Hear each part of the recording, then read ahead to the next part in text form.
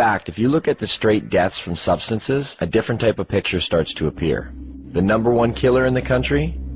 It beat out AIDS, heroin, crack, cocaine, alcohol, car accidents, fire, and murder combined. Tobacco. That's a nasty, dirty thing to say, son. A lovely, pure white cigarette causing cancer. It gets me right here.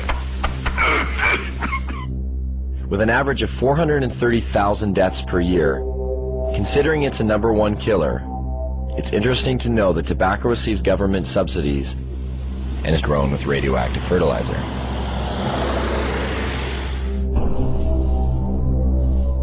Now get out there and sell cigarettes! #2 on the list, if we don't include poor diet and physical inactivity, with well over 85,000 deaths a year, alcohol. As we look much further down the list, there are others that may surprise you. Caffeine comes in with 1 to 10,000 deaths a year.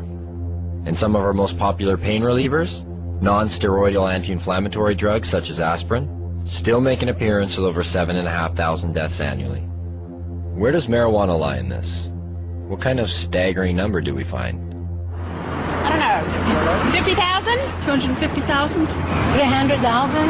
For marijuana, I'd probably say then 80,000. I would say it would be hundreds of billions. Get ready for it. Here it comes. There are no deaths from cannabis use anywhere. You can't find one.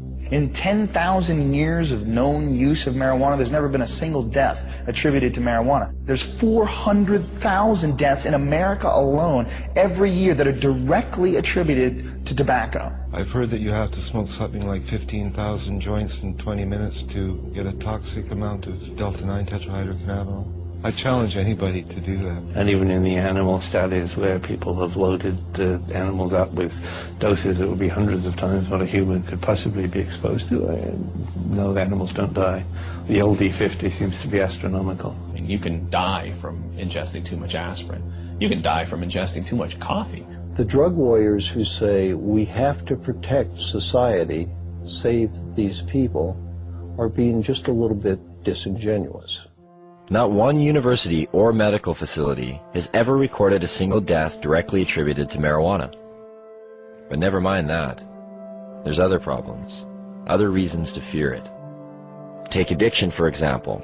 There are more kids in addiction clinics for marijuana than any other substance. This must mean that marijuana is the most addictive substance today. It's undoubtedly true that there are more teenagers and kids in treatment for marijuana than all the other drugs combined. What the DEA never tells you is why that's true. A kid is caught possessing or smoking marijuana. He's taken to court. He's given a choice. Either you some horrible penalty, or you go to a treatment center. Obviously chooses to go to treatment, and goes to treatment there, he's considered an addict. But then the DEA gets to point to that stat and say, look at all these kids in treatment for marijuana. God, it must be because today's marijuana is not the marijuana that your parents were smoking. As far as I understand, only 3% of the people in treatment for marijuana are there voluntarily. The other 97% were told to by their guardian or told to by a judge. You can choose between jail or treatment. A lot of people choose treatment. It provides no basis for speaking about addiction. Anybody who is at all sophisticated about marijuana would rate them the way two researchers were asked to rate drugs in order of addiction. Nicotine was 1, alcohol was 2, then heroin, then cocaine, and then coffee, and then marijuana. There may have been a couple of other drugs, but marijuana was at the very bottom, below coffee.